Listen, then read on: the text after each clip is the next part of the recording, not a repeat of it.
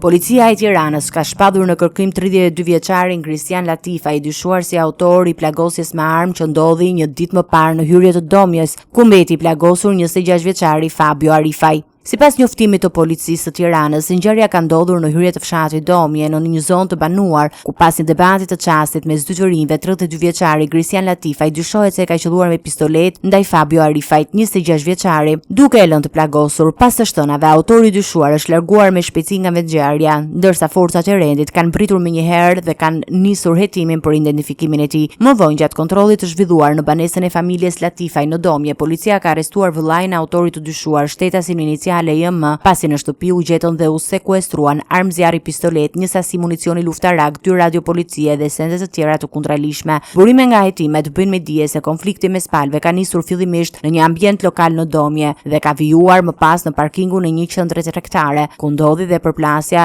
e armatosur. I plagosuri Fabio Arifaj është transportuar menjëherë në spital, ku po merr trajtim mjekësor dhe ndodhet jashtë rrezikut për jetën. Ngjarja ka shkaktuar shqetësim të banorëve të zonës, ndërsa grupi hetimor në drejtimin e prokurisë së Tiranës po punon për dokumentimin e plotë të rrethanave dhe incidentit, identifikimin e personave të tjerë që mund të kenë qenë të përfshirë dhe kapjen sa më shpejt e autorit të dyshuar.